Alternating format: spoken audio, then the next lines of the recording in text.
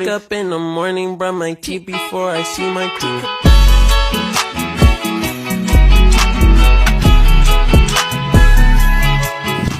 Assalamualaikum warahmatullahi wabarakatuh. Perkenalkan, nama saya Ardi dari Prodi Agribisnis dengan NIM 091058092020.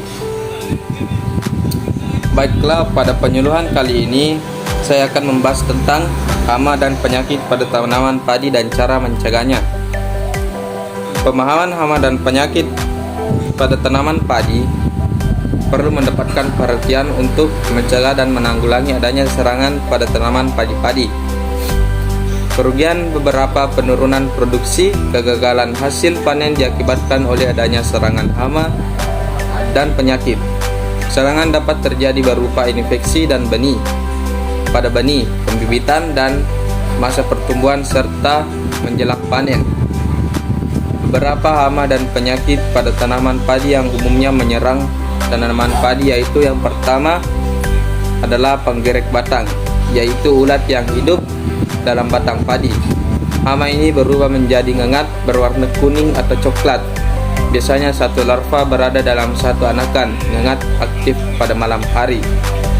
Cara mencegahnya yaitu yang pertama, melindungi musuh alami penggerek. Jangan gunakan pestisida berspektrum luas, misalnya metil paration. Yang kedua itu, sayat ujung helaian daun sebelum tanam pindah. Telur-telur penggerek batang kuning diletakkan dekat ujung daun. Dengan menyayat, pengalihan telur dari persemaian ke sawah dapat dikurangi.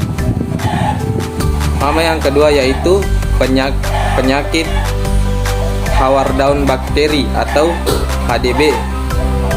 Penyakit ini adalah bakteri X. oryzae PV oryzae atau X. convertis PV oryzae yang tersebar hampir di seluruh daerah pertanaman padi, baik di dataran rendah maupun dataran tinggi, dan selalu timbul pada musim kemarau maupun hujan. Cara pengendalian HBD ini, yang pertama, tanam varietas tahan. Yang kedua, pemupukan rasionil atau sesuai kebutuhan tanaman. Pupuk N tidak berlebihan atau gunakan pupuk K. Jarak tanam tidak terlalu rapat dan pengiran teratur.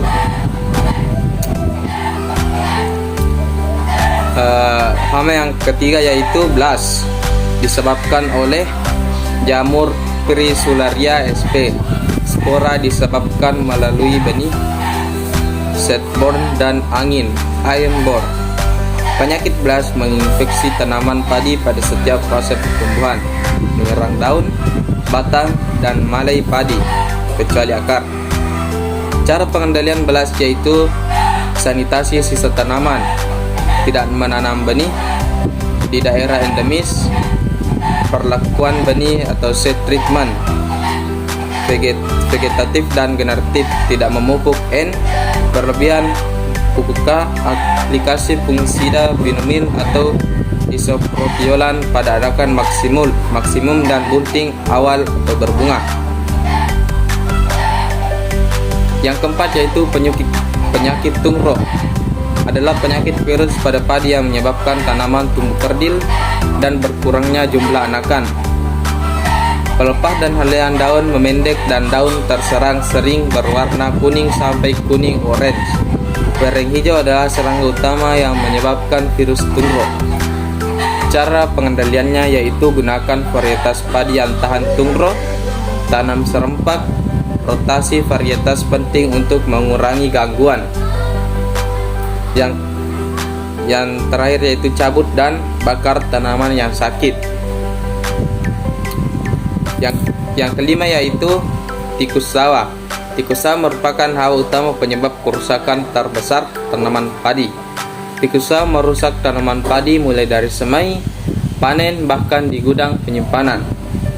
Kerusakan parah terjadi apabila tikus menyerang padi yang sudah tidak membentuk anakan baru. Ciri khas serangan tikus sawah adalah kerusakan tanaman dimulai dari tengah petak, kemudian meluas ke arah pinggir, sehingga pada keadaan serangan berat hanya menyisakan 1-2 baris padi di pinggir petakan.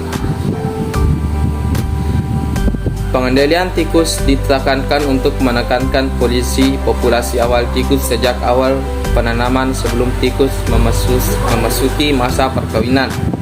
Pengendalian dilakukan melalui geroyok massal, sanitasi habitat, pemasangan TBS atau trap berry system, pemasangan bubuk perangkap pada persemaian, fumigasi atau pengasapan, rodentisida atau racun tikus sebaiknya hanya digunakan saat populasi tikus sangat tinggi.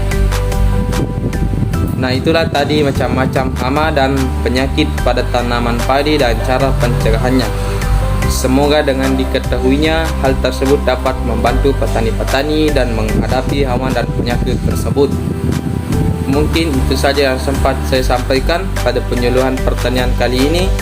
Semoga dapat bermanfaat bagi kita semua, terutama pada petani-petani yang sempat hadir kali ini. Billahi fisabilil haq fastabiqul khairat. Assalamualaikum warahmatullahi wabarakatuh. Sekian dan terima kasih.